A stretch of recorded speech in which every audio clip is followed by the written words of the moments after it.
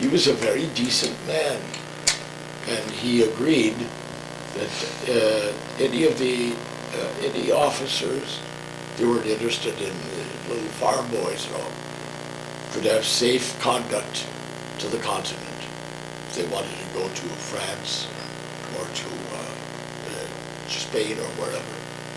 And but it was they always say the Treaty of Limerick was violated before the ink was dry, but that isn't quite right, because it was the Parliament, the Protestant Irish Parliament, sitting in Dublin, that violated all the agreements of the Treaty of Limerick.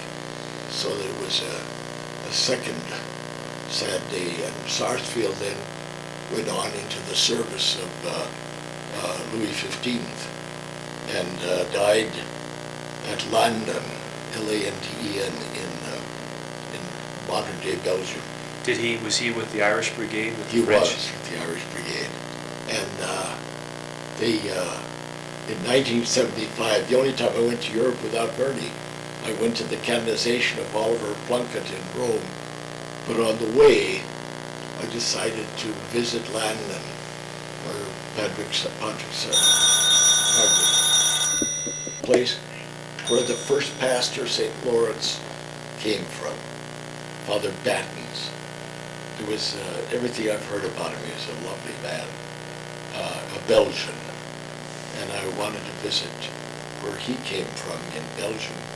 So I stopped at Landon, and talk about good luck.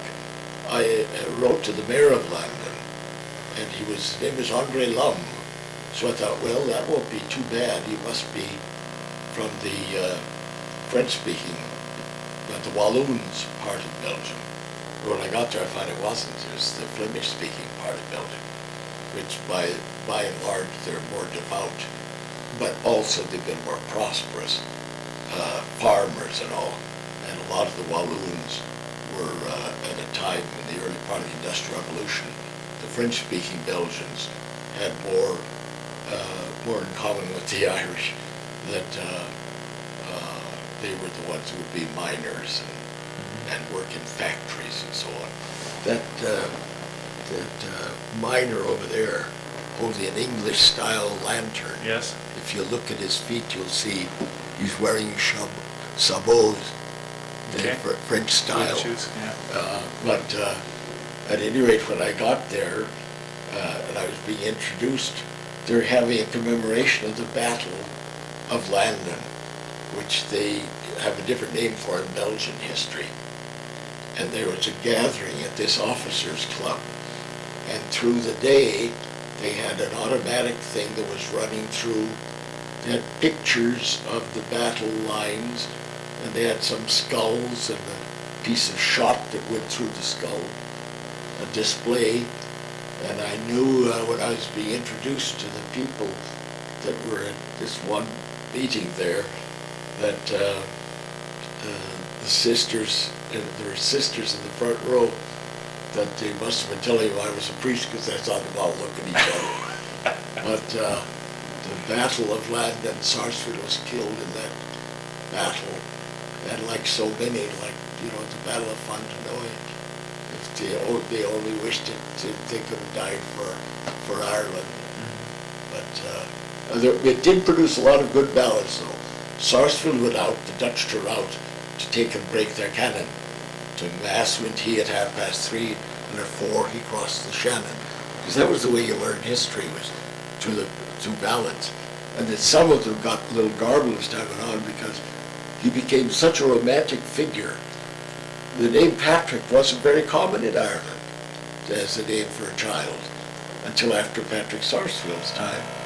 And they have him telling off Elizabeth, who lived at the 100 years almost before. And he became a very romantic figure in Irish history because of that. Well, Robert Emmet, the Robert Emmet Literary Association or Society, yes. Was your dad a member of that? My father, I don't think he was, but if not for lack of boldness, but that despite the name, that was the most radical of of all the Irish societies in Butte. In this sense, it's the only one I know of the Irish societies that used a secret number, that you were known by that number.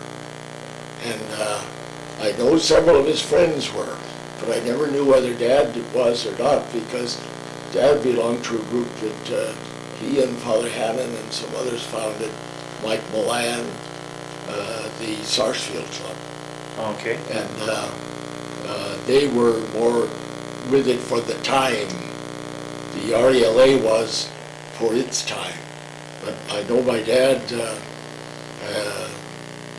some very good friends of his were members of it, because Father Conrad's father was, his name is on that obelisk, and I know that Judge Lynch was, and Was Father Hannon?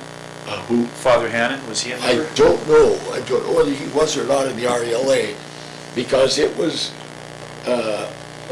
mainly of an older generation by that time. It's interesting, they have St. Patrick's Day dances, and the one dance would have Irish music, and the fiddler and so on. The Sarsfield Club didn't. They were not interested in that aspect of preserving Irish culture. At that time, they were interested in sending money back to Ireland. Oh, the Sarsfields were, the RELA did too, didn't they? But They did, yeah, but I mean, it was of a little earlier period. Its numbers flourished a little earlier than the Sarsfield Club. The Sarsfield Club, a lot of it, and in my early childhood, it was for the widows and so on of people who were killed in the time of the Rising and in the Civil War. Well, were there quite a few people in the Sarsfield Club? Was it large, or? It was fairly large. I couldn't tell you how. Wouldn't compare. Well, they varied so much, from several thousand in just one decade. When it was no longer a hiring facility, the AOH declined in numbers dramatically within just a couple of years, really, when it was no longer useful. John D. Ryan, for reasons whether good or bad, John D. Ryan didn't want it to continue to be sort of favoring his own people, the Irish. But there were times, in fact, thinking of when I was saying na fuór glas Wadani, there was a phrase, and Wadani comes into it, to come out on such a morning. What morning, I don't know, that they passed along. There were, they passed words along at one time, and I couldn't put you in the right decade to say, pass the word along when they'd be hiring, to get the word out in Irish. And a little bit of chauvinism there. At the same time, Pat Cahoon told me, and he was almost like a son to my father. He was from Kilcatherine. Pat Cahoon told me he worked for an Englishman who ran the Parrot.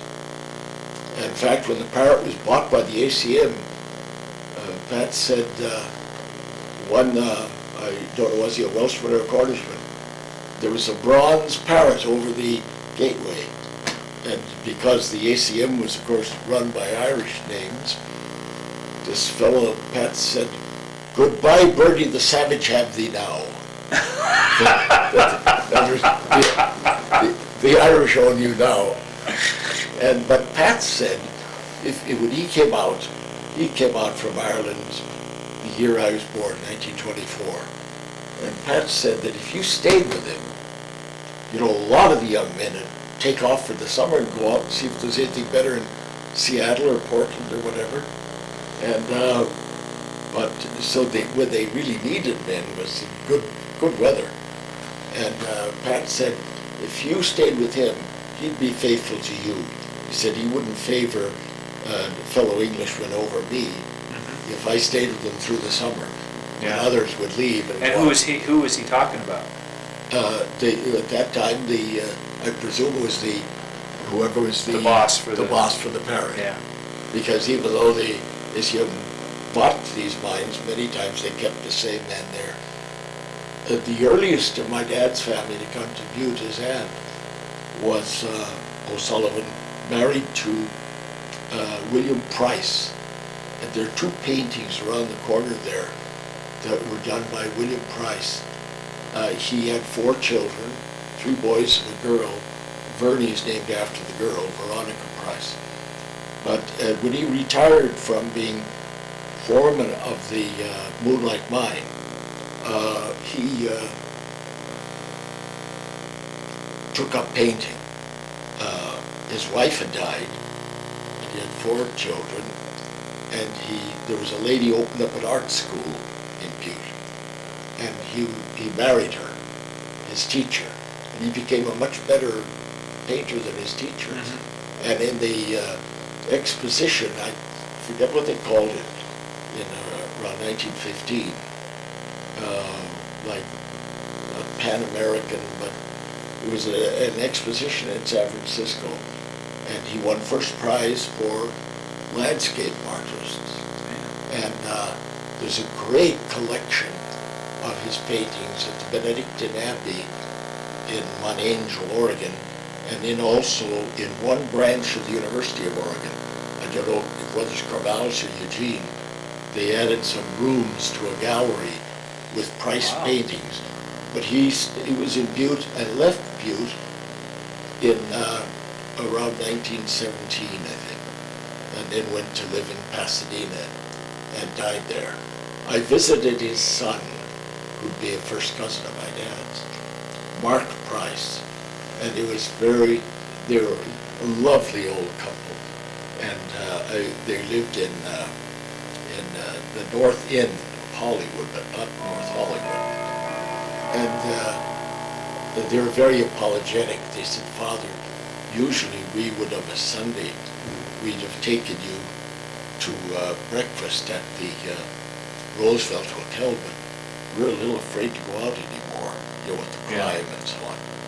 And they started showing me their family album, and it was when Lockheed was in dire trouble at that time. They got bailed out by the federal government, and it was hard to. Naturally, I kept a straight face. As Mrs. Price turned, and she said, "This is the banquet that they gave for Mark when he set up the finances for Lockheed." And I thought, I hope that they're not aware of the bad trouble Lockheed is in right now. But they're a very nice old couple.